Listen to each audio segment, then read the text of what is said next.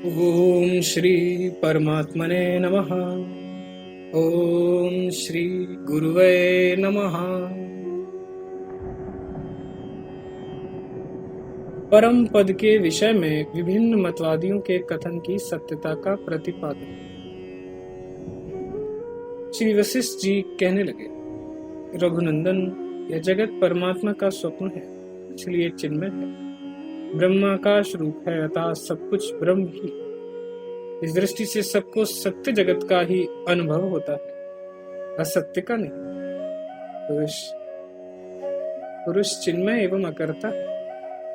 अव्यक्त प्रकृति से महत तत्व आदि के क्रम से इस जगत की उत्पत्ति होती है। ऐसी दृष्टि रखने वाले आचार्य महानुभावों के मत को भी सत्य ही समझना चाहिए, क्योंकि इस भाव का चिंतन करने से ऐसा ही अनुभव होता है। यह सारा दृश्य ब्रह्म का विवर्त है। ब्रह्म ही इस दृश्य जगत के रूप में भासित हो रहे हैं। ऐसी बातें कहने वाले महापुरुषों का मत भी सत्य ही है, क्योंकि इस तरह आलोचना करने पर इसी रूप में समस्त पदार्थों का अनुभव होता है। इसी प्रकार जो लोग संपूर्ण जगत को परमाणुओं का समूह रूप ही मानते हैं,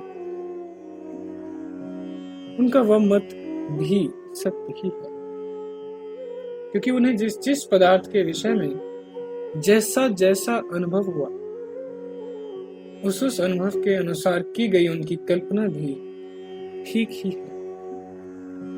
इस लोक या परलोक में जो कुछ जैसा दिख गया वैसा ही है, उसे ना सत कहें ना असत। वास्तविक तत्व इन दोनों से विलक्षण एवं अनिर्वचनीय है।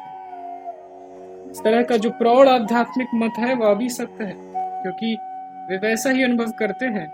कुछ लोगों का कहना है कि बाह्य पृथ्वी आदि चार भूतों का समुदाय ही जगत है, इससे भिन्न अंतर्यामी आत्मा की सत्ता नहीं। ऐसा कहने वाले जो नास्तिक हैं, परंतु वे भी अपनी दृष्टि से ठीक ही कहते हैं, क्योंकि वे इंद्रिय अतीत आत्मा को अपने स्थूल देह में ही ढूंढ रहे हैं, परंतु उसे पाते नहीं। क्षणिक विज्ञानवादी जो प्रत्येक पदार्थ को क्षणभंगुर बताते हैं, उनका वह मत भी युक्ति संगत ही है, क्योंकि सभी पदार्थों का निरंतर परिवर्तन एवं उलट फेर देखने में आता है।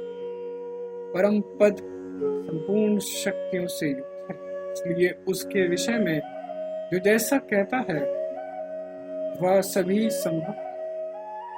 जैसे घड़े के भीतर बंद हुआ गौरैया घड़े का मुंह खोल देने पर उड़कर बाहर जाता है, वैसे ही देह के भीतर बंद और देह के बराबर आकार वाला जीव कर्मक्षय हो जाने पर उड़कर परलोक में जाता है।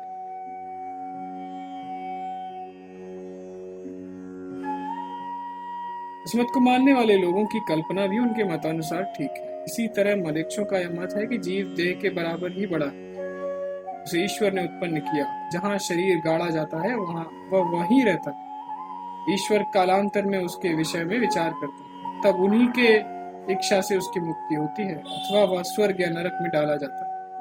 आत्म सिद्धि के लिए की हुई मलेच्छों की यह कल्पना उनके भाव के अनुसार ठीक ही कही जा सकती है, और उनके देशों में वह दूषित नहीं मानी जाती। जो संत महात्मा है वे ब्राह्मण अग्नि विष अमृत मरण और चन्न आदि में भी संभाव रखते हैं। यह भी ठीक ही है, क्योंकि विभिन्न विचारधारा के विद्वानों का जो मत है कि विभिन्न विचारधारा के विद्वानों का जो मत है वह सब सर्वात्मा ब्रह्म से भिन्न नहीं। इसलिए अपने अपने मत के अनुसार साधन करने पर उन्हें तद अनुसार सिद्धि अवश्य प्राप्त होती है।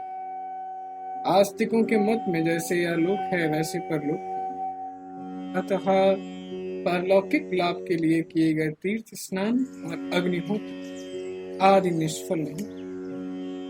ऐसी जो उनकी भावित भावना है उसे सत्य ही समझना चाहिए। यह जगत ना तो शून्य है और ना शून्य, किंतु अनिर्वचनीय है। इस प्रकार मानने वाले वादियों का मत भी असत्य नहीं।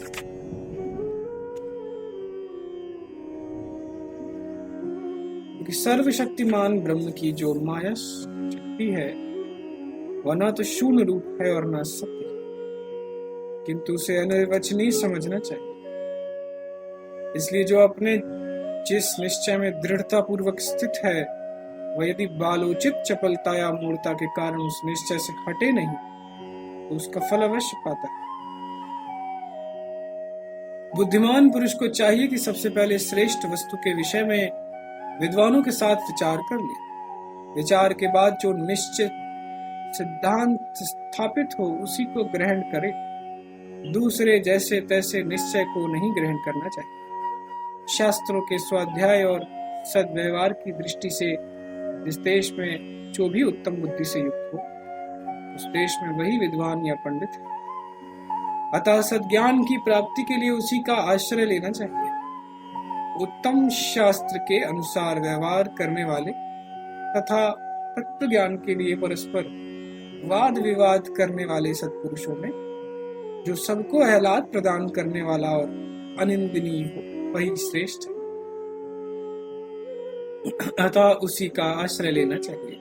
रघुनंदन, प्रत्येक जाति में कुछ ऐसे नामी विद्वान होते हैं जिनके सूर्य तुल्य प्रकाश से दिन प्रकाशित एवं सार्थक होते हैं। जो मूढ़ हैं वे सभी मोह रूपी महासागर में संसार चक्र के आवर्तन प्रत्यावर्तन से ऊपर नीचे होते हुए तृण के समान बहते रहते। ओम तत्सत। ओम।